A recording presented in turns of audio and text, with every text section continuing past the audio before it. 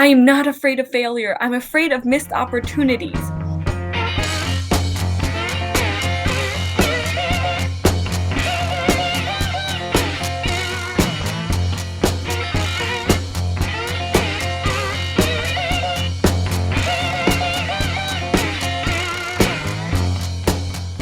Welcome to Founders Voyage. We're delighted to have each of you join us today. Leana is the former CEO at EMet Nanotech LLC, a MassChallenge Participant, and the current director at Global Newborn Solutions. As director, Leana is passionately working to grow the reach of their healthcare solution and implement infant care education to improve infant mortality rates in Rwanda. Leana is going to kick us off today with a presentation about her journey, and then we'll open it up for conversation, questions, and discussion. So if you do think of any questions while Leana is speaking, please feel free to type them in the questions and discussion channel, and we'll make sure that she has an opportunity to address them. So Leana, thank you so much for being with us, and the floor is yours.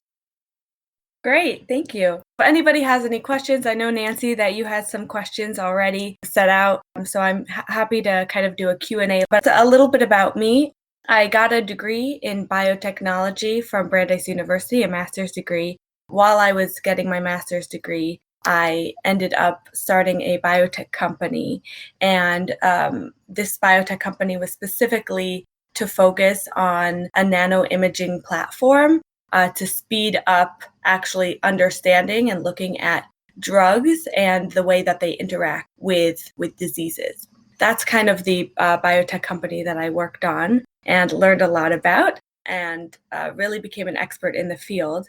And then when COVID happened, and COVID kind of just entered the world and just kind of created this whole new environment for entrepreneurs, we ended up deciding to kind of put that to rest, and a new opportunity came out where now I'm the director of a nonprofit called Global Newborn Solutions. And this organization is focusing right now on newborn health in low resource settings. And specifically, we've decided to focus on hypothermia. And for us, hypothermia is not a big deal. You get too cold, and then you find a way to combat that. However, in low resource settings, especially with newborn babies and premature babies, if they have an infection or they're premature, they can't regulate their own body heat. So even if it's 80 degrees outside, that's too cold for survival. And unfortunately and tragically, over 1 million babies die every year, something as simple as hypothermia. And so it's almost like the silent killer, and it's affecting so many lives. And so we've decided that we want to combat hypothermia. And so we've developed an infant warmer that's like a little mattress, and all you need is boiled water. So we wanted to create a solution that literally anybody in the world can use. And any civilization right now has the ability to boil water, even if it's with sticks and stones. And so you pretty much get an entire kit with a thermos and a backpack and a mattress and an insulating sleeve. And all you need to do is pour boiled water inside of the thermos with the mattress, and then you have the ability to save your baby's life. And so we've given almost this whole new aspect and control and mentality to mothers and to nurses and all around the world to actually feel that they can create and sustain this baby's life. So we're still in kind of this manufacturing stage, but we recently finished a clinical trial in Rwanda, and it spanned over 10 hospitals. And we got phenomenal results showcasing how important it's called the Dream Warmer is to these babies and to the mothers and the nurses in these hospitals. And we specifically created the Dream Warmer so that does more than just, keep the baby warm, but it also allows the mother to have kind of this kangaroo mother care. So if like a mother wants to put the baby on their skin, which is extremely important, and the WHO actually recommends that, we wanted to create a solution that complements that.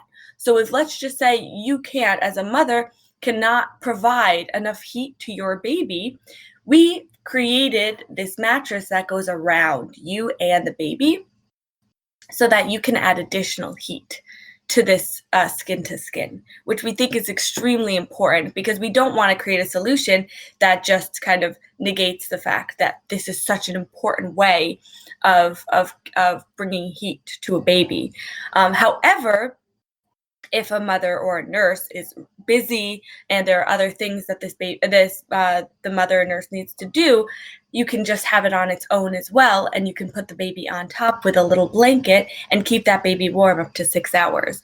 So it's really kind of this combination of, if you want to have the skin to skin, or if you want it on a bed, or even if for transport, a lot of babies, especially during COVID, are not even being born in hospitals.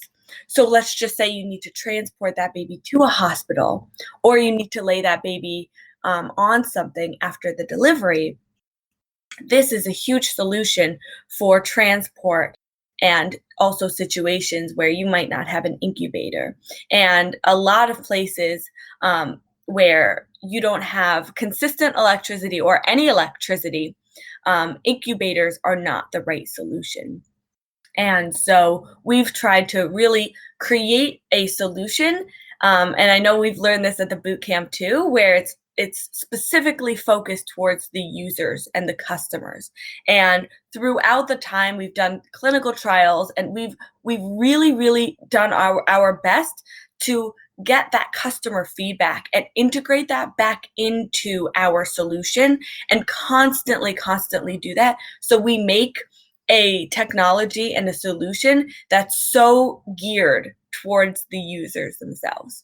So it's a continuous process to do that, and continuously innovating.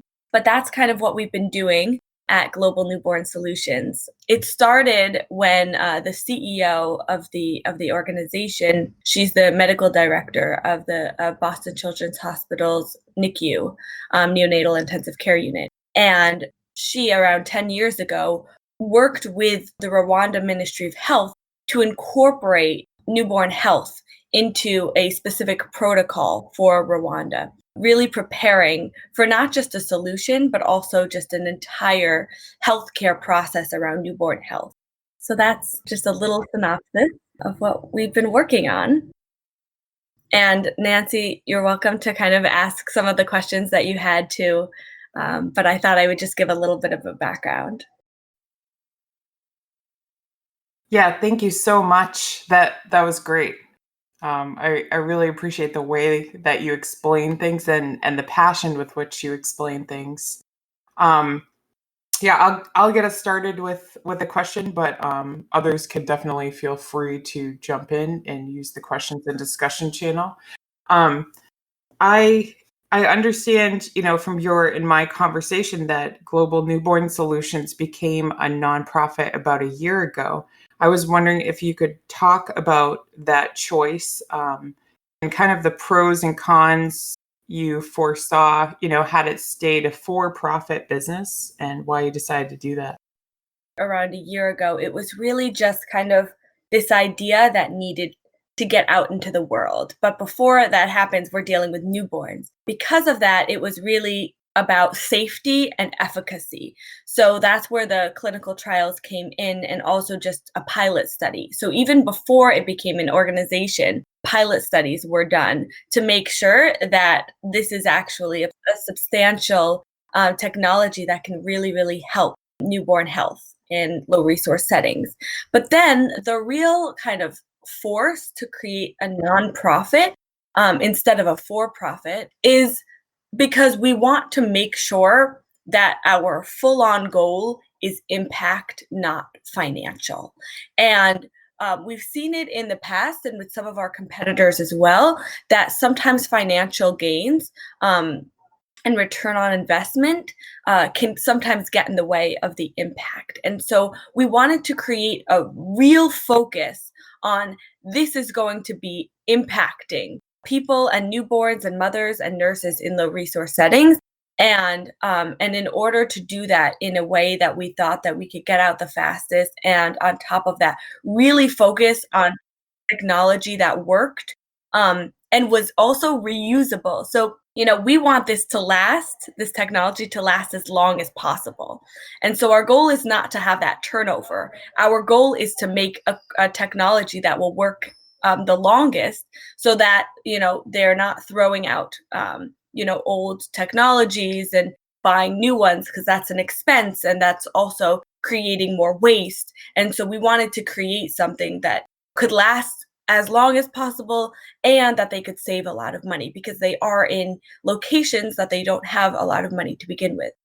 That is really the real focus of why we wanted to create a nonprofit versus a for-profit structure.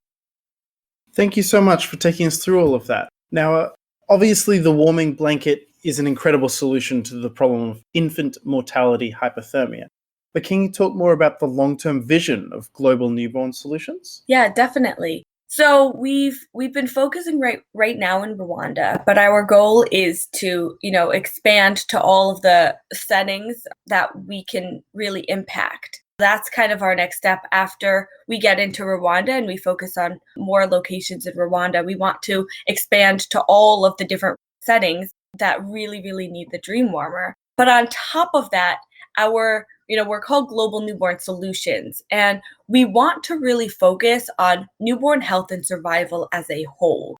And so, yes, the dream warmer is one aspect of that, but it also really revolves around education and educating people on how to take care of newborns and create a healthy lifestyle around that. And so we've been really working on the education component and creating actually a whole platform on just educating nurses and physicians. Specifically right now in Rwanda, we've been working on the Rwanda protocol, but the goal is to just have like a platform to educate anyone who wants to learn about newborn health in resource limited settings, that they can, have free access and learn about these issues, and just to create a real community around newborn health. So this combination of having solutions, having the education, and having a community. And we want to combine all three of those. And that's our big vision, to have a combination where you are educated in the field, you have a community and a support system, and you have the solutions to act. And so that is kind of our overall vision. Yeah, thanks so much. And clearly, I mean, how can I ask how long you've been the director? I don't know if I asked you that before, and I apologize if I did. Oh no, it's all good. So I've been the director for around 6 months now. So I've kind of dived headfirst into the role, and it's really been an honor to be working on such an amazing in such an amazing organization and on such an amazing cause. So I've been really kind of embracing the role, and we're trying to move as quick as possible, because the faster that we can move, the faster newborns can get the care that they need. Yeah, no, you really have. I knew it hadn't been that long, and I think it's quite impressive that you really have. Like, you sound like you've, been doing this for years, and I think part of that is who you are and your passion. So having directed a nonprofit for a few years myself, I know that keeping, your unpaid workforce motivated is really key in maintaining momentum and achieving the goals and the growth strategy. Can you talk a bit how you keep everybody motivated and how you go about finding the volunteers that you need? Absolutely. So about the volunteers, we've actually been really lucky so far that the volunteers that we've had have kind of come to us. And so it was kind of like, okay, people want to get involved. So, let's do this, and let's kind of create an environment that people continuously want to get involved. And I think it comes from just, really focusing on the overall mission. And if everybody has that mentality of like, this is the mission and the vision, and everybody's kind of on the same page just from the get-go of that, I think it really sets a precedent for moving forward and getting things done. But then on top of that, I think it's just having an environment where, I think us as a team in general, we've just been really open with each other, what's working, what's not, and just moving forward with that, because it's eventually it's just about getting this technology out as quick as possible. And so just kind of having the same vision and mentality about that, and just kind of being totally transparent with the team about all of the different aspects of where we are, what we're doing, what are our challenges, like even with the volunteers or the interns or whatever it is, showcasing these are the issues that we're having, and how can we work together. We want everybody's input. Everybody has a different perspective and has come from a different background and has different expertise. So how can we take that and work together to create, the best solution or the best, path or whatever it is to move forward. So I think when it comes to volunteers and bringing people together, that we're all working towards the same path and goal and journey, and we're on it together, instead of like, you're doing this, I'm doing this, and kind of having this more separate, departmentalized way of looking at things. So it's really kind of bringing everybody together. Yes, you might be more focused on this or whatever, but at the end of the day, we're all kind of bringing in our expertise and our passions together. So I think that's been a huge aspect of things, and it's been really exciting to see how passionate people have been in the project and in the organization. So if anybody here also wants to get involved in some way, we will make it happen, because I think it's really about community, and especially when we're dealing with newborns and infants, we're all affected by the next generation of people, and so it's so important that we find a solution and to create an environment. So I think that's what's been helping bring in more and more people. That's awesome. Thank you so much. I think, it's obvious what you're saying is correct, that they are the future for the species and for the world. And so it's important that people have that understanding and that community to focus on the development and protection of newborns. Now, one thing I did want to ask you about is, can you tell us a bit about your startup experience and a bit about your work in the corporate side of biotechnology? Absolutely. Yeah, that's kind of, a very, very different aspect of things, but I really loved kind of bringing my corporate background into the nonprofit side of things too. So a little bit about that. So when I was a master's student, I worked on this project, and then we actually applied for a grant from the National Science Foundation. And this grant was specifically to kind of take a science technology and see if it was commercially viable. And this was a 7-week program, and they gave us kind of an award for it. And we had to do over 100 interviews. So it was actually kind of similar, but like the boot camp on steroids a little bit. It was just hard to imagine, but pretty much it was like a 7-week program, and what we came out of it was that this technology is needed now, and people were willing to spend a lot of money on it, on a solution. And so having something that we've noticed that people need it now, and then on top of that, where people wanted to put money into the solution, we were like, wow, we need to do something now. So I brought kind of the team together, and we brought some, people from the outside and also from universities, and we sat everybody down and said, okay, let's go for it. And it took some convincing, but we ended up doing it, and we ended up getting into an accelerator called MassChallenge, which is the largest nonprofit accelerator out there. And so that was really exciting, and we were able to use the resources there. And then it was kind of like, okay, you're in it, run with it. And so that was kind of where it was just full on trying to sustain a startup.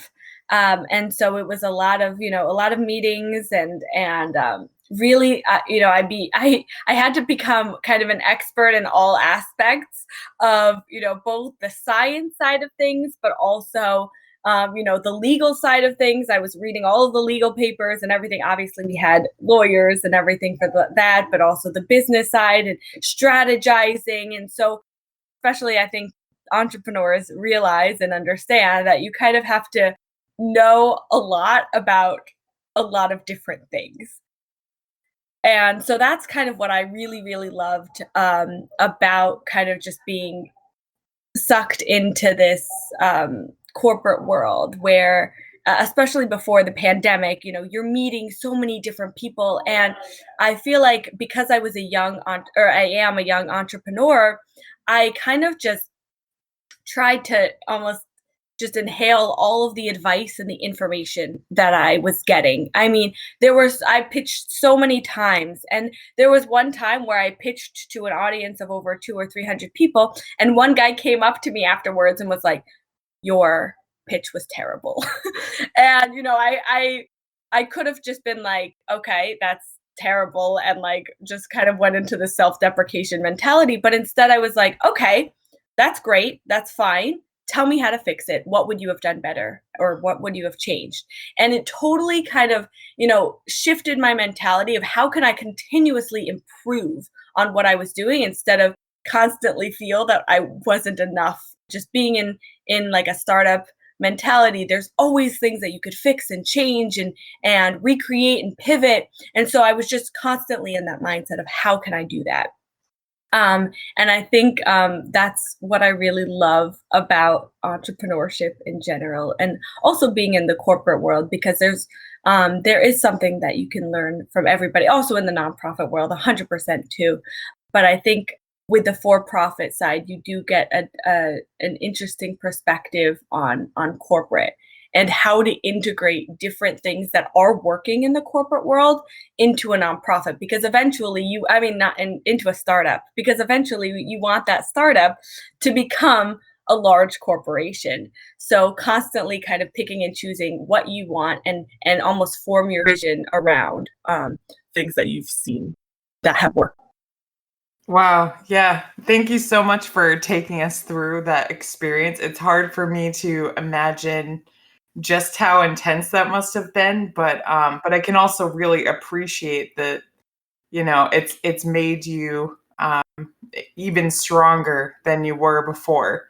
I think being able to take that sort of criticism, no matter how it's given constructively, is really, really powerful. And it sounds like you're able to do that. So kudos to you on that. It's definitely something to learn. It's definitely a process. Well, I feel like it's something that like I can take a certain amount of, and then I find it draining. So if you can always be in that startup mentality, as you say, of like, well, there's always something I can improve. I totally agree with you. That's the right mindset to have. So Joel actually has a question for you about how Global Newborn makes money.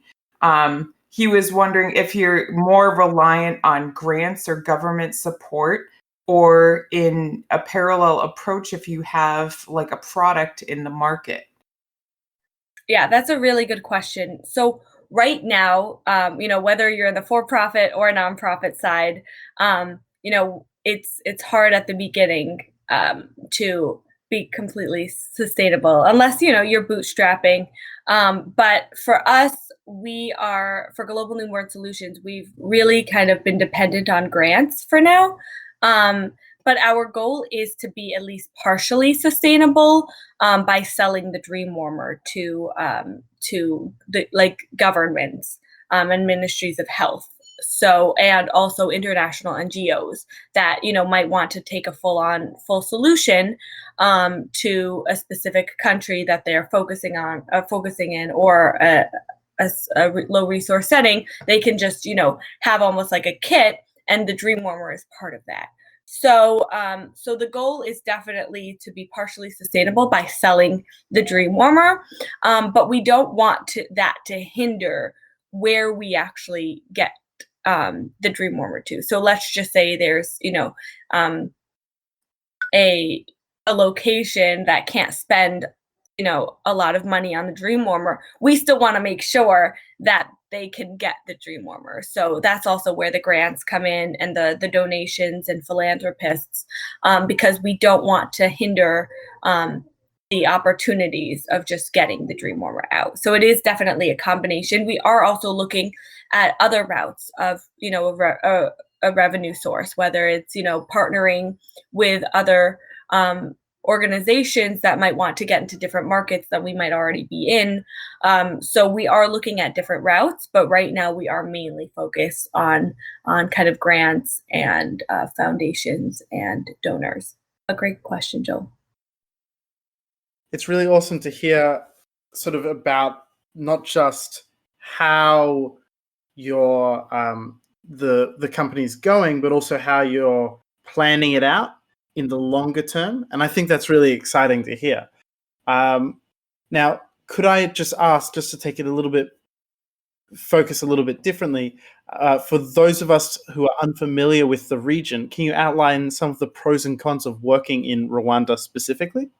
Yes, definitely. Rwanda is a really amazing location where they've been really, really trying to focus on newborn health. And so they've already made a lot of efforts in Rwanda specifically to focus on newborn health. And so that's also where it's been a really great opportunity for us to be able to integrate our technology and our solution into both the clinical trials, but also overall, where people are really open to that. However, there are definitely challenges where, especially during the pandemic, we're based in Boston, so we're far away. We do have people in Rwanda that are working on the site. However, because we are so far away, that in itself is a challenge, especially when we've already had an environmental challenge, which is COVID. So, we're trying to kind of figure out with the manufacturing of it, how we can go about that with shipping and everything like that, to create a way that we can almost kind of navigate some of the cons. That's specifically in Rwanda. They also, in the 90s, they went through a genocide. So that's just kind of a little bit about the history. And so things have shifted from then, but now are kind of, there's been a real push for innovation and entrepreneurship and health in general. So it's kind of just really shifted in the last 20, 30 years, which is pretty incredible. I have a question. Personally, I'm really interested in the product design aspect of things. Can you tell us a little bit about how you went about like the product design side of things for this? Was this like outsourced to a product design firm, or like anything you can say about manufacturing, that type of thing? Sure. Yeah, definitely. That's a good question. It's downstairs, so the Dream Warmer, I could run and get it, but I'll just explain a little bit. Where we've this has been kind of worked on really with the Lawrence Berkeley National Lab, and we've been working with an engineer at the lab there to really create a solution that kind of fits exactly what we want. And it's gone through so many iterations. We thought at the beginning it was kind of like maybe solar panels would work, or maybe this would work, or maybe that would work. And what we've realized has worked the best is actually a phase change material. And so it goes from a liquid to a solid phase. And you can, when it goes to a solid liquid phase, it pretty much goes to a liquid phase at 37 degrees Celsius, which is body temperature. And so we've created a way that's really, really easy to use, but it also kind of can maintain the heat and body temperature for up to 6 hours.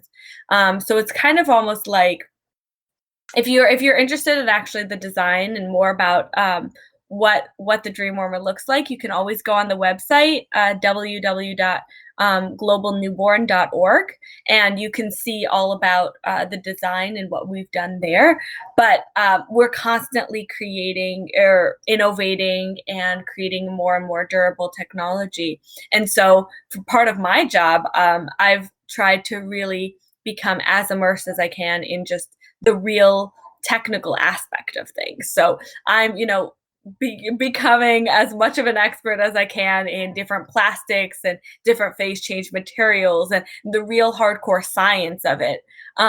Because part of my job is to take that feedback that we've gotten from the users and to create an even better product.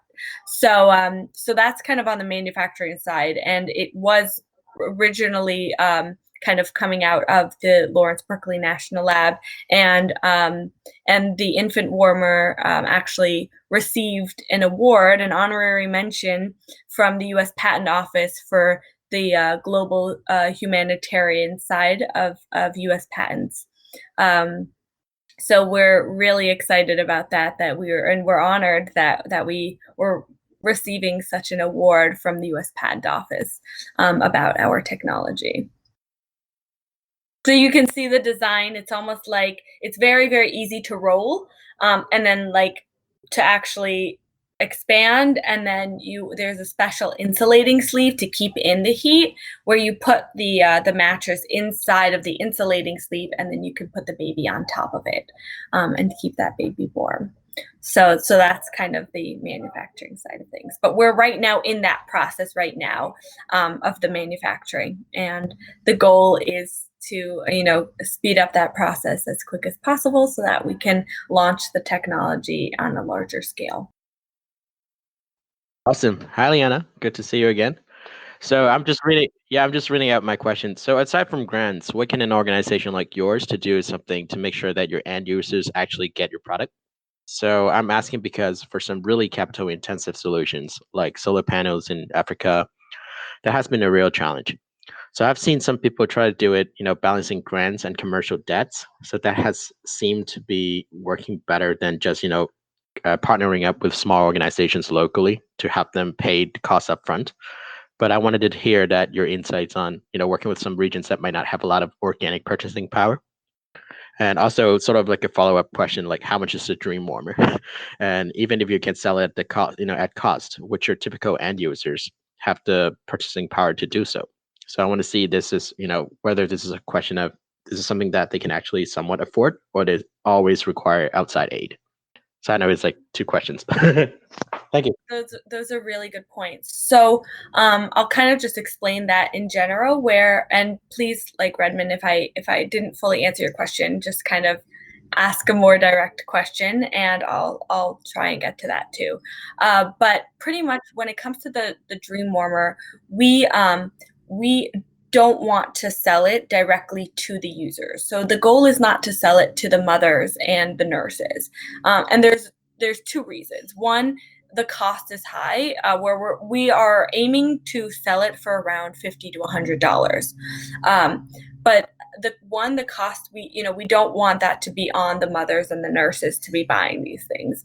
And two, we want the actual dream warmer not to just be a solution for one mother, but we want it to be a solution for 15, 20, 30 mothers. So once they're done with it, it'll go on to the next baby who needs it. And so our real way of selling it is to focus on, international NGOs, so large organizations that are already going in to these settings and bringing with them technology. So we want to be one of those organizations where we're bringing that solution, and that also helps with our distribution. On top of that, we want to also work and partner with the actual ministries of health, because then they know exactly how to kind of trickle that down into all of the different hospitals and health centers that need it, and they're the ones that are paying for it. And the reasoning why that's also important for us is because we want also the country themselves to really have a passion and a focus and effort on newborn health. And so that almost kind of brings it into the forefront, that they are going to be really making that a priority.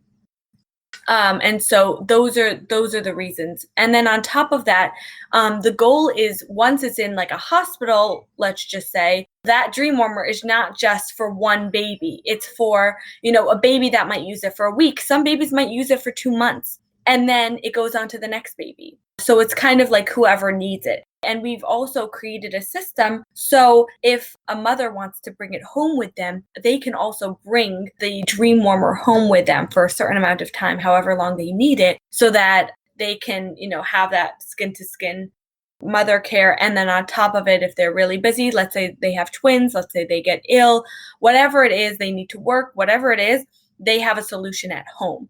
So, but it's kind of almost like it goes through the Ministry of Health, and then it gets to the hospitals, and then from there it can get to the mothers if they want to bring it home. And an overall goal, which would be really exciting for us, is if we could somehow also empower the mothers to almost have like a microloan system where they could be champions and help other mothers create a real environment, and also just a community and education platform where mothers are teaching mothers about both the dream warmer and other solutions as well. So I think I answered your questions, but let me know if there's anything else that you want me to clarify. That was perfect. Thank you so much. Just like a quick follow-up. So how long does dream warmer last typically? Yeah, so the dream warmer lasts around 6 hours. But it really also depends on where you are. What about the lifetime of the blanket? We're actually working on that right now to create it. The goal is 2 to 3 years, so that you can use that for 2 to 3 years, and it can really impact and save the lives of so many babies. Thank you so much. I appreciate it. That's awesome. I actually personally really like that sort of approach. It seems very sustainable. Empowering the mothers as well is also something that I think is such a brilliant way to go about it. One thing I wanted to ask is about sort of your perspective on what do you see as the next steps in your entrepreneurial journey? Yeah, that's a good question. I think for me, I mean, right now, I think the next step is to really create this, GNS and Global Newborn Solutions as sustainable as possible. So get it to the point where, we've gotten into so many of the countries and so many of the low resource settings that need it the most.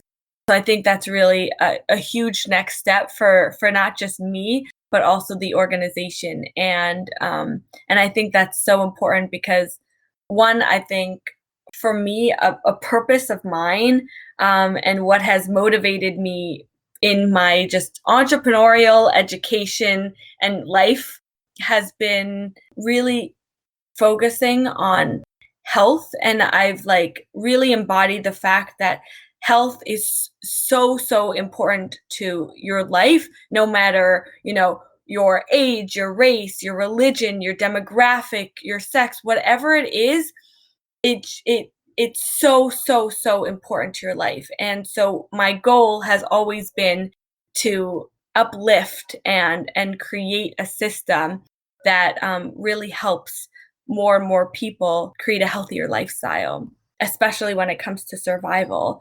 And so this has been, a real passion and purpose of mine. So definitely focusing on getting a Global Newborn Solutions to a place that is really sustainable in that aspect, and has already achieved that mission and vision in some way. And then after that, I'm not sure. Maybe I'll stay at Global Newborn Solutions for a very, very long time, and maybe something else will come along that might be, something that really, really needs help. Then Global Newborn Solutions is in a really, really great area and place. But I think it's kind of, I really take it one step at a time, and I think it also depends on things that just opportunities and situations, and there's a lot that goes into it. So that's where I see myself. But the overall purpose, I think, has stayed the same for me for a very long time. So as long as I have that in the forefront of my mindset, I think my decisions will be the right ones. I think it's great that you answered that question that way, because sometimes we actually ask people, do you have sort of a driving vision or philosophy that, has been present throughout everything you've done? And I think you really understand that for yourself. And so I'm pretty confident in saying, even in barely knowing you, that, whatever projects you apply yourself to, like, you understanding that you're going to do great work. So I'm excited about that for you. So, kind of building off of that a little bit, sometimes we ask this question at the beginning, but can you tell us just a little bit maybe about your experience growing up and who you feel maybe some of your mentors that influenced your personal and professional development, or early life experiences that you feel really shaped you? Yeah, absolutely. So growing up, I never thought that I would go into science or medicine or anything like that. But my dad is a physician, and he's just kind of always brought this passion towards health and medicine and science to me. Even at a young age, if something went wrong, he would always prepare us for if somebody scrapes their knee or somebody's bleeding or whatever it is, preparing ourselves for how to go about that. And actually, my mom had Lyme disease when I was around 12 years old, and to a point where she needed an intravenous PICC line. And so I was actually the one to mix all of the different solutions and things like that, because that was kind of our only option at the point. And so at a very young age, I was already kind of having somebody's life and health in my hands.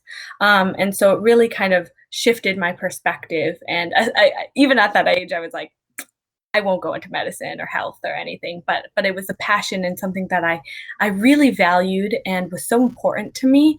And my dad would always, throughout my life, we would always kind of talk about different things in health and science. And, we would take a scenario and kind of almost like think through it as how could we create a solution for this? And even when I was like really young, we would like take a specific type of cancer and be like, okay, let's just say X, Y, and Z, and like go through it.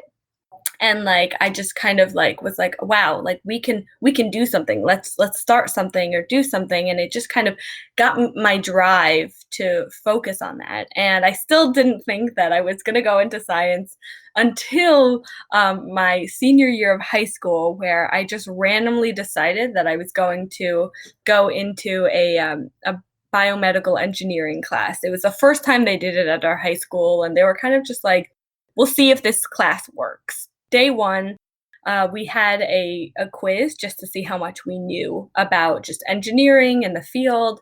And one of the questions, I like looked at the whole test and I was like, I don't know anything here, to a point where one of the questions was, what is AC/DC with electricity? And my answer was a band ? Like had no idea what I was doing. And so I like totally came from just not knowing anything to then just having this love and this passion for science. And the teacher that we had just really embodied research to a point where he would answer our questions with other questions. And I just loved the way that I was kind of going through this idea of constantly learning and researching and exploring and observing and experimenting. And I just love that combination of things. And then we ended up actually, me and two other students in the class, we had a project, and that project was create anything. That was our teacher. That's what he wanted us to do, create anything. And so we ended up creating a charger based on your kinetic movement, because I was so sick of my phone always dying. And so instead of waiting for an outlet or charging a portable charger, why don't you just harness your own body energy and use that to charge your phone? And we did it, and it worked. And then I actually, when I went to university, I took that with me, and I decided to apply for a grant. So I did the whole pitching thing and everything. And I got rejected, and I was so upset, because I thought this was such a great technology, and I was so upset that I didn't get the grant, and it was really upsetting. But then I kind of took a step back, and I was like, why didn't we get the grant? And it kind of changed my perspective, because I realized that when I presented, I focused so much on the science of it, and I didn't focus on the business side and the execution side. And it kind of hit me really hard that you could have the best technology out there, but if you don't know how to take that technology and bring it to the users and get it to the users' hands, it's a totally worthless technology.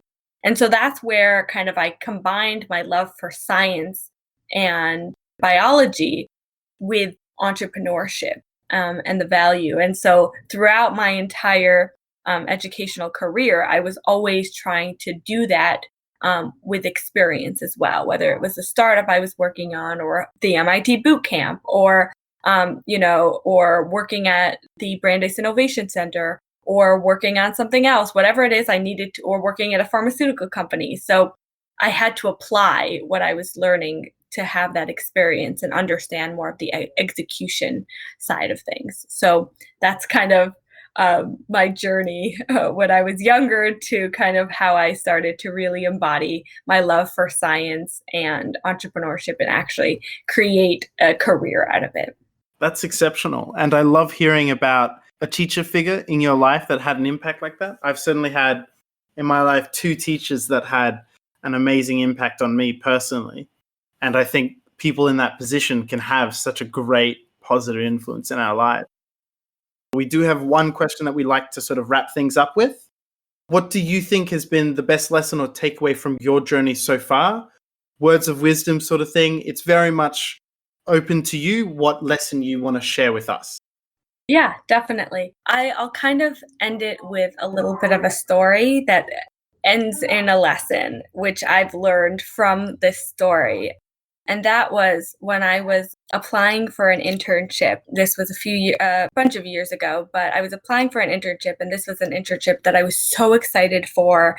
I was like, I will do anything in my power to get this internship. And I was about to submit my application when my screen turned to like a white page with a few letters that said, "This internship has already been filled." And I was so upset. And I remember my mom being like, well, wouldn't it be better isn't it better that, now instead of getting rejected later on in the process? And I just passionately just screamed out, I am not afraid of failure. I'm afraid of missed opportunities. And like, that's what I kind of realized is something that I totally embody, is that it's not about failure, because failure just kind of shows you that you've kind of reached a point that you can even improve even more. And so it was kind of this real moment of, I'm not afraid of failure, I'm afraid of missed opportunities. And so it kind of brought me to a point where trying to, disregard this idea that I might not get something, and instead kind of inject that with, how can I kind of focus on the things that are so important, and then also are integrated into my purpose of health. And so that is something that I say would be kind of advice for people to focus on, is, find those opportunities that are super meaningful to you, and instead of looking at it as kind of I could fail. It's kind of how can I push even further? Because if you fail, that just means that you've kind of gotten to a point which is really exciting.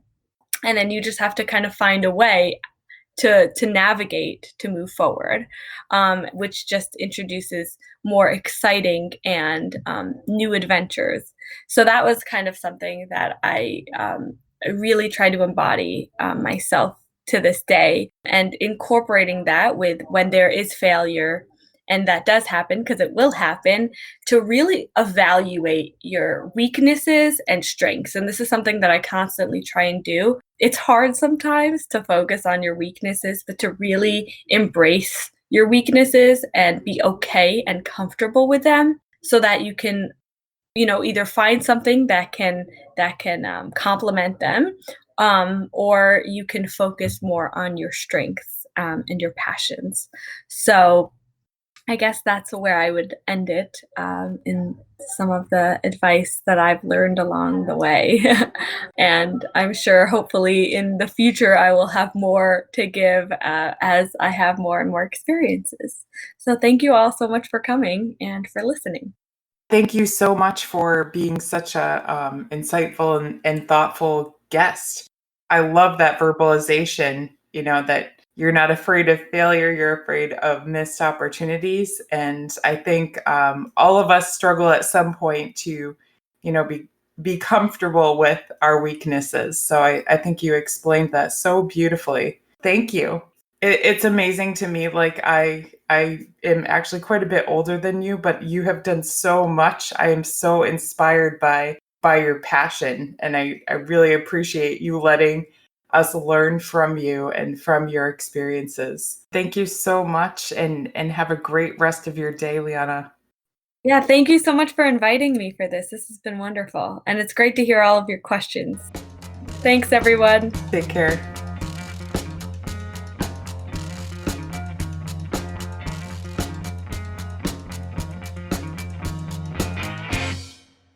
This has been Nancy and Spencer on Founders Voyage Weekly Podcast. Our speaker each week can be reached through our Discord server. Our intro and outro music is from the song Something for Nothing by Reverend Peyton's Big Damn Band. We'll be back again next week for another episode. Until then, have a great day and continue your voyage.